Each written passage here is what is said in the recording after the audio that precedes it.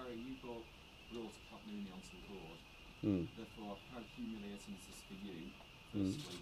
And do you need a fit and proper person's test in snooker? It's a good question.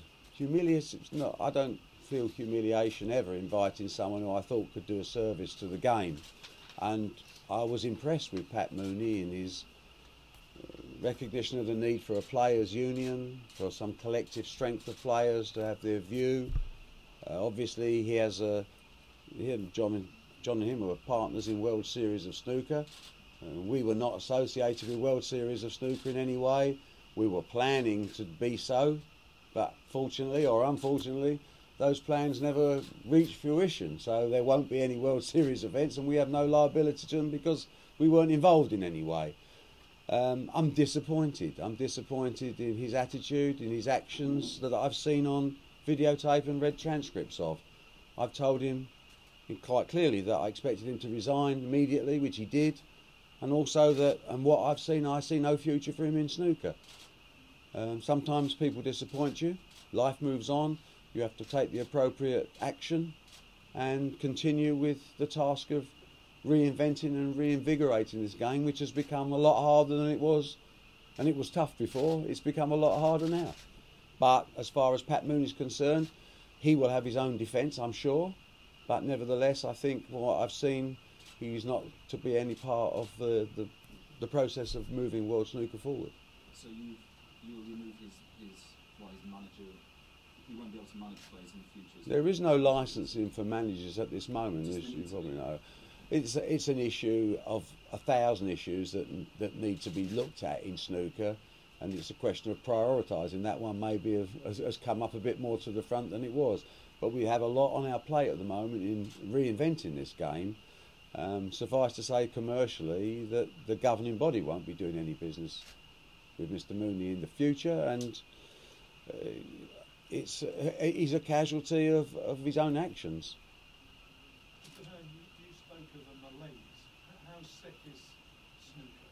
How determined are you to get rid of that sickness? Well, I mean, it goes beyond determination, because if there is a sickness in snooker, that's the death knell of snooker unless that sickness is removed, and it will be removed if it exists at all.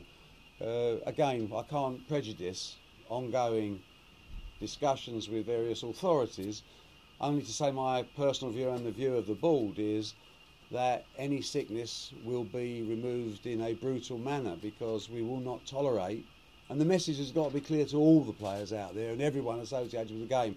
They have to have confidence in the administration, and all I can say today is that you can be confident that, proven guilty, the penalties will be very harsh indeed. Barry, to what extent do you think that websites such as Betfair and the ability these days to bet in so many more different ways than you could before on who pots the first ball, which colour goes down first, who wins the first frame, how much has that provided a breeding ground which has allowed this behaviour, if indeed it exists, to happen? Well, I think technology has moved on and betting industry has moved on. Firstly, I would like to say I was very pleased to read the comments from our bookmaking partners in the Racing Post today, where to a man they are carrying on betting on snooker and they think the credibility of the sport remains. That was a big plus for me. As far as the opportunities to misbehave by the extension of betting opportunities, well, yes, that is the market we're in, and it applies to cricket, it applies to football, it applies to a whole darts, it applies to a range of sports. That's not the problem. The problem is there may be opportunities, but you don't take the opportunity until you take that decision to ignore the integrity of the game. So there's a much bigger issue than just the opportunities to bet. Of course there are opportunities to bet. Some people may say temptation is there. I've heard some people say, oh, because there's not very many events, and they try and make excuses. They are what they are. They're just excuses, and they can't be accepted. So I ignore the opportunity to the gambling fraternity, and I look instead at saying if there are rules of being a professional sportsman, and the maintenance of the integrity of the sport is fundamental to being called a professional sportsman. So this is no excuses. There is no excuse for any reason for this type of behaviour if this behaviour is proven. Do you have any concerns over the validity of any result of this tournament? No, none whatsoever. I have none whatsoever because I have no proof. I have no innuendo even. Again, you know, you get people will speculate, but so far we have had, and I'm sure this is absolutely up to date, we have no instances whatsoever of any unusual betting patterns during this event. We have no evidence whatsoever of any player that we didn't think was giving 100%. And I'm very confident that that is the case. And within this tournament, the blue ribbon event, you know, and I think whilst the rules are exactly the same, you know, for a small event as a big event, the integrity issues remain exactly the same. But I've seen nothing to suggest, nor has been suggested to me, any impropriety during this event at all. Right, going back one stage to Pat Moon's destination, how does this lead Snooker Players Association? I don't know is the honest answer to that. How does it leave it? Snooker Players Association was not part of the WPBSA. It was an association that was formed outside and we were in dialogue with them.